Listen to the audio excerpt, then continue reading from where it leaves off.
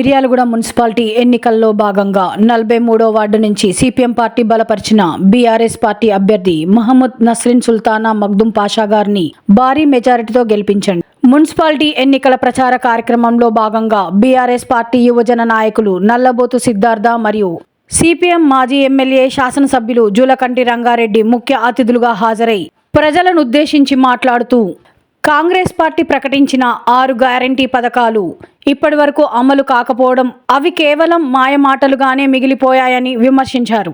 ప్రస్తుతం ప్రజలకు అందుతున్న పథకాలు అన్నీ గత బీఆర్ఎస్ ప్రభుత్వ హయాంలో అమలు చేసిన అభివృద్ధి పథకాలని తెలిపారు. ఎన్ని గందరగోళాలు సృష్టించినా, ఎన్ని మాయమాటలు చెప్పినా 43వ వార్డు ప్రజలు సిపిఎం పార్టీ బలపరిచిన బీఆర్ఎస్ అభ్యర్థిని నస్రిన్ సుల్తానా గారికి బ్రహ్మరథం పడుతున్నారని స్పష్టం చేశారు.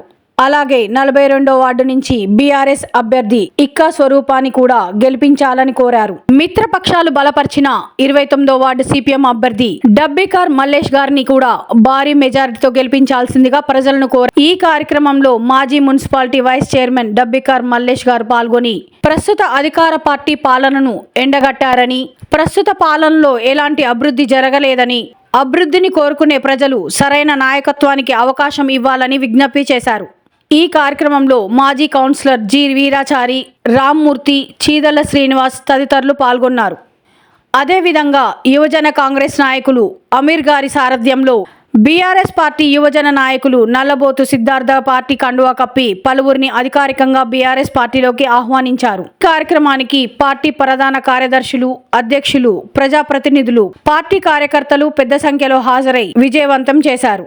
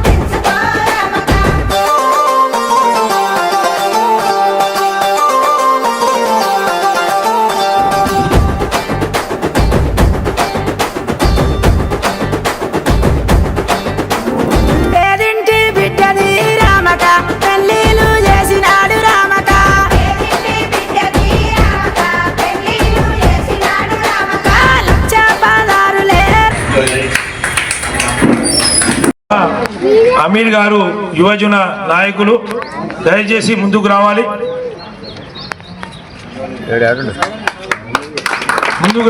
పార్టీ జనైతులు 100 మందితో ఎలాంటి 6 గ్యారెంటీలు ప్రజలకు మోసపూరితమైన హామీలు ఇచ్చి అధికారంలో వచ్చిన కాంగ్రెస్ పార్టీకి ప్రజల్లో ఎప్పుడైతే ఆ ఎన్నికల్లో వస్తే కర్రె కాల్చి వాత పెంచేటట్టు విధంగా ప్రజల యొక్క నాడిని కనుక్కొని అమీర్ గారు ఈరోజు పార్టీ సిద్ధార్థ గారి నాయకత్వంలో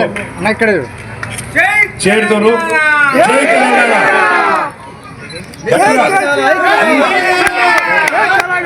అలాగే వికలాంగులు ఉన్నారు. 4000 ఇస్తాను డిసెంబర్లో ఇచ్చిండు రేవంత్ రెడ్డి. అదే కేసీఆర్ 2000 పిడికిలు పెట్టి గట్టిగా జై తెలంగాణ. ఎవరి చేతులు లేవు ఎంతో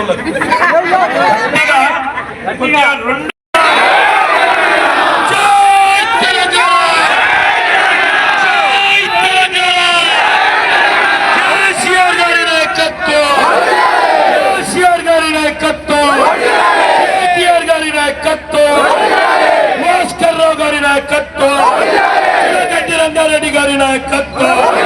జై తెలంగాణ, జై తెలంగాణ. గుర్తుకే గుర్తుంచుకో, గుర్తుంచుకో.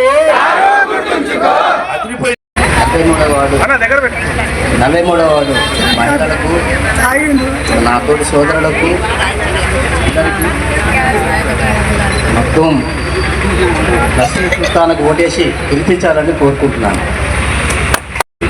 పక్క వార్డులో ఆయన అభ్యర్థి, కానీ ఆయన హయాంలో ఎన్నో డెవలప్మెంట్స్ అయినాయి. ఎన్నో ఓవర్ హెడ్ ట్యాంకులు, రోడ్లు ఇవన్నీ చేశారు. కానీ ఇప్పుడు మన వార్డు గెలిపించడం కోసం ఆయన కూడా ఆయన అభ్యర్థికి బలం చేకూర్చే విధంగా మీకు ఉపన్యాసం ఇస్తారు.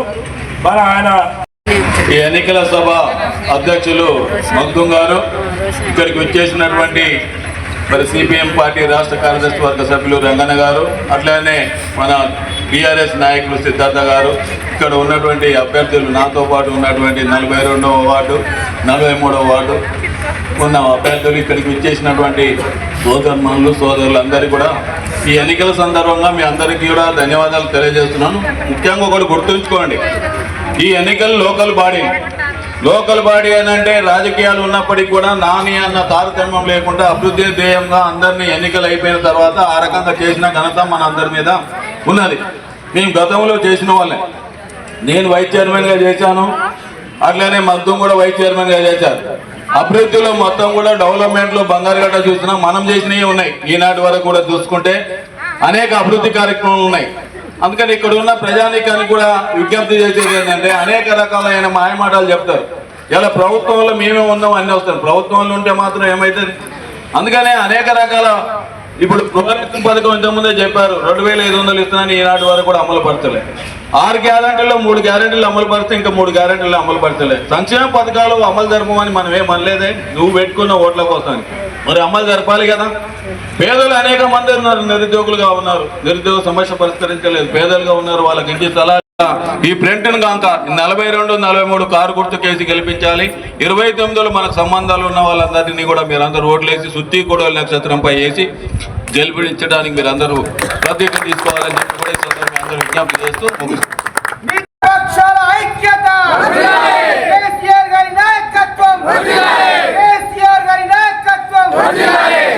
ఈరోజు స్థానిక 43వ వార్డులో కౌన్సిలర్ అభ్యర్థిగా నసీం సుల్తానా గారు నిలవడం జరిగింది. సిపిఎం పార్టీ బలపరిచిన బీఆర్ఎస్ పార్టీ అభ్యర్థి నసీం సుల్తానా గారికి మీరందరూ భారీగా ఓట్లు వేసి గెలిపించారని నా మనవి.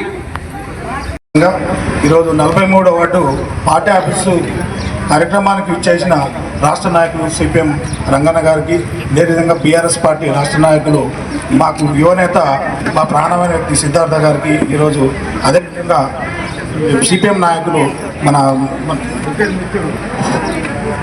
కౌన్సిలర్గా ఉండి చాలా రోజుల నుంచి చేయకుండా ఉన్నాడు.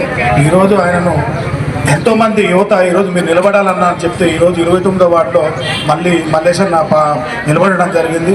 ఫస్ట్ మనం ఇక్కడికి ఈ రెండు మనం గెలవడానికి మొత్తం గ్రౌండ్ చేసి మనం 43-42లో పూర్తి స్థాయిలో ఉన్నాం. ఈ రెండు జెండా ఎగరేస్తున్నాం.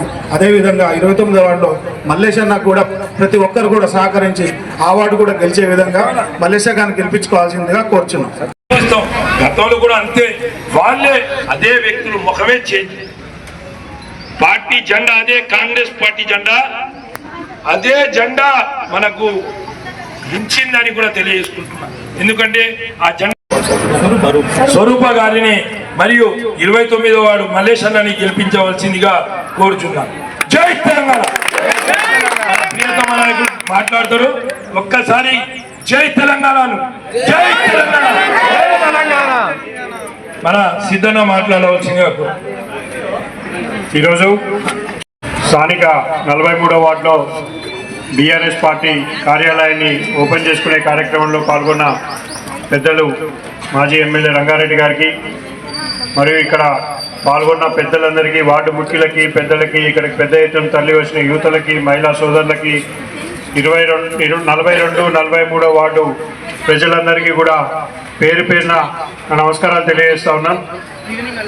ఈ మున్సిపల్ ఎన్నికల్లో భాగంగా ఇక్కడ 43వ వార్డులో మనం మహమ్మద్ నసీం సుల్తానా గారిని, 42వ వార్డులో స్వరూప గారిని బీఆర్ఎస్ పార్టీ అభ్యర్థులుగా మనకు భాస్కర్రావు గారు, కేసీఆర్ గారి ఆశీస్సులతో, భాస్కర్రావు గారి ఆశీస్సులతో ఇక్కడ కౌన్సిలర్ అభ్యర్థిగా నిలబెట్టుకోవడం జరిగింది. దాంతోపాటు మన పక్కనే ఆనుకున్న 29వ వార్డు మల్లేశం గారిని, పెద్దలు మల్లేశం గారిని కూడా మన పార్టీ ఉమ్మడి అభ్యర్థిగా ఈరోజు కౌన్సిలర్ అభ్యర్థిగా నిలబెట్టుకోవడం జరిగింది. పోయినసారి ఈ వార్డులో మన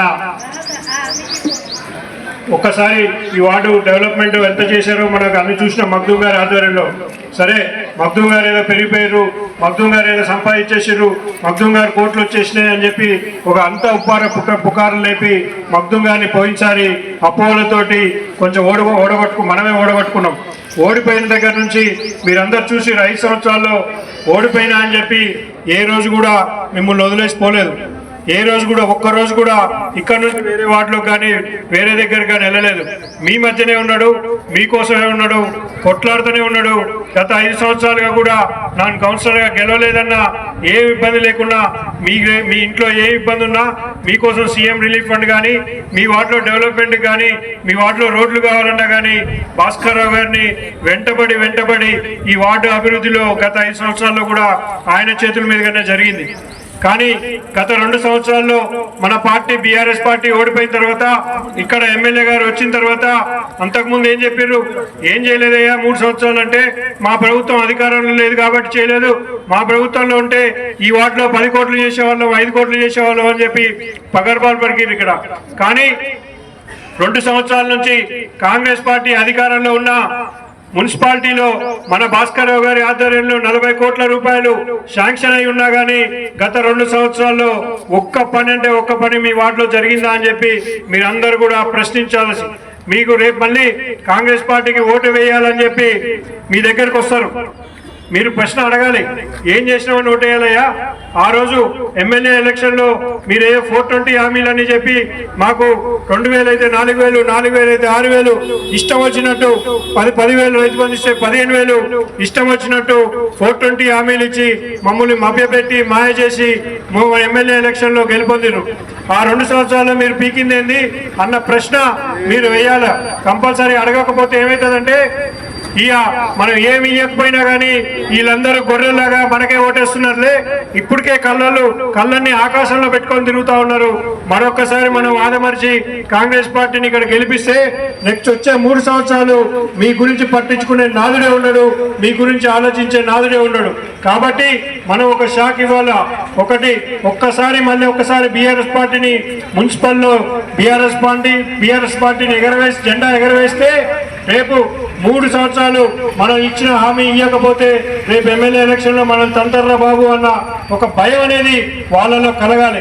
ఆ భయం కలగాలంటే అది కలగాలంటే డెఫినెట్గా రేపు మున్సిపల్ ఎలక్షన్లో సిపిఎం బీఆర్ఎస్ ఉమ్మడి అభ్యర్థులని అన్ని వార్డులలో గెలిపించుకోవాల్సిన అవసరం మనకు ఉంది. కాబట్టి మీరందరూ సహకరించాలని చెప్పి కోరుకుంటా ఉన్నాం. మనం సిపిఎం పార్టీతో పొత్తు పెట్టుకున్నప్పుడు ఈ వార్డులో రంగారెడ్డి గారు జరిగింది, కానీ పొత్తులో అప్పుడప్పుడు కొన్ని త్యాగాలు అవసరం అవుతాయి. మనం బీఆర్ఎస్ వాళ్ళు కూడా మనం సిపిఎంకి 6 వార్డులు ఇచ్చినప్పుడు ఆ వార్డులలో బీఆర్ఎస్ కార్యకర్తలు కూడా బీఆర్ఎస్ నాయకులు కూడా చాలా బలంగా ఉన్నారు. కానీ అక్కడ కూడా పార్టీ నాయకత్వం ఒక నిర్ణయించింది, పార్టీ నాయకత్వం ఒక అవగాహనలోకి వచ్చింది.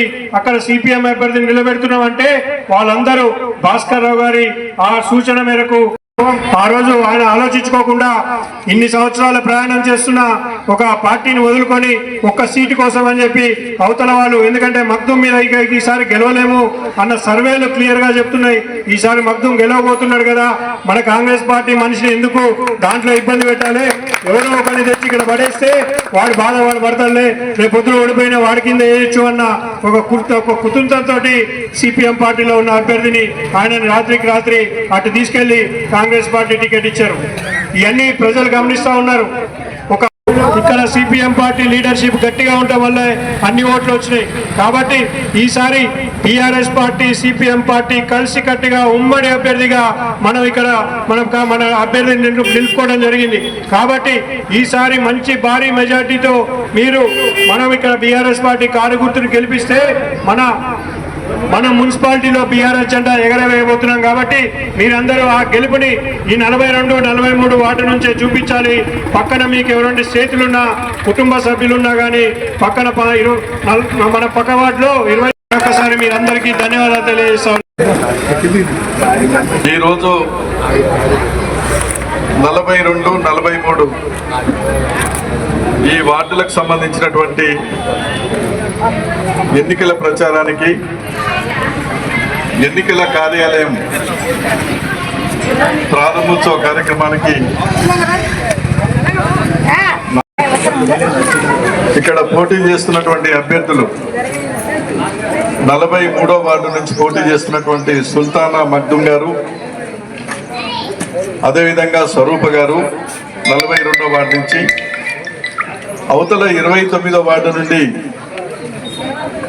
బీఆర్ఎస్ పార్టీ బలపరిచిన సిపిఎం అభ్యర్థి మల్లేష్ భాయ్, ఆయన గుర్తు సుత్తిగూడెం నక్షత్రం. ఈ 3 వార్డులకు సంబంధించినటువంటి క్యాంపెయిన్ ఈరోజు జరుపుకుంటా ఉన్నాం. మరి మమ్మల్ని ఎందుకు పిలిచినా అర్థం కావట్లేదు వాడు.